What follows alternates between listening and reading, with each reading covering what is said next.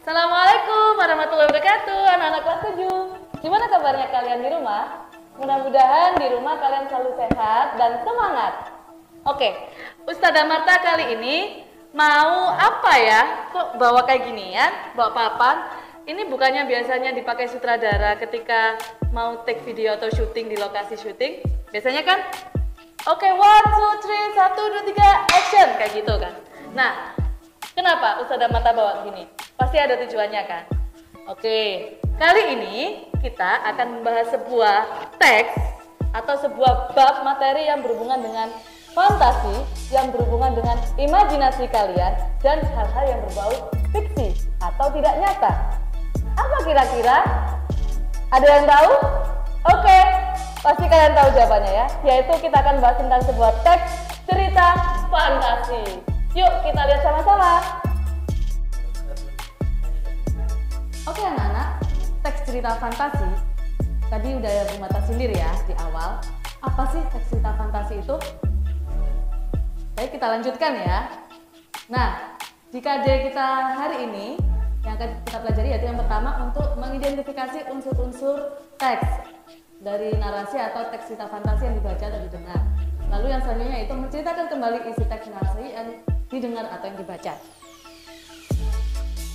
Oke, ini tadi sudah beberapa bermata sindir ya. Ada yang masalah tentang sifat khayal, fiktif, nggak masuk akal, imajinatif, itu semua ada di teks cerita fantasi. Ada Timun Mas, ada Jin dan Jun, ada Genie oh Genie, Sepatu Super, dan Aladdin. Nah, kalau ini yang luar negeri ya, alias ini adalah teks cerita fantasi terjemahan. Ada The Lord of the Rings, ada sequelnya Harry Potter, ada Alice in the Wonderland, dan masih banyak lagi. Oke, cerita fantasi adalah salah satu cerita yang bergenre fiktif atau fiksi, dunia imajinatif yang diciptakan oleh seorang penulis. Ciri-cirinya otomatis peristiwa ajaib atau misterius atau aneh. Yang kedua adalah ide cerita dari dunia nyata atau khayal, tata cerita yang beragam dan tokohnya unik atau punya kesaktian. Bisa lanjut? Ya, strukturnya ada 3, orientasi, komplikasi, dan resolusi. Kalau orientasi itu hanya berisi pengenalan tokoh dan latar. Lalu yang komplikasi itu berisi timbulnya konflik atau masalah hingga menuju puncaknya.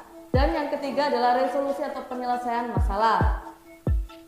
Unsur-unsur intisnya yang pertama adalah tokoh. Ada tokoh utama, tokoh tambahan, dan tokoh figuran. Tokoh itu adalah orang yang berperan dalam sebuah teks tersebut atau dalam cerita itu.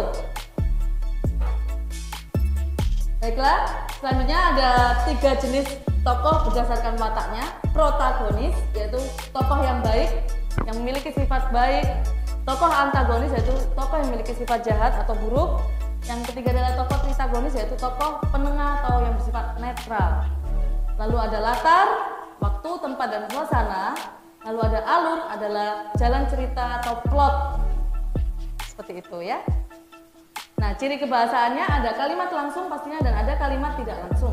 Kalimat langsung biasanya kalimat yang langsung diucapkan oleh tokoh tersebut, sedangkan kalimat tidak langsung adalah kalimat yang mewakili atau mengungkapkan kembali omongan atau obrolan orang yang kita ceritakan. Baik, ada kata ganti orang, ada kata penanda urutan waktu atau kata ungkapan keterkejutan. Urutan waktu otomatis yang berhubungan dengan waktu ya, misalnya 2 hari lagi atau besok dan sebagainya.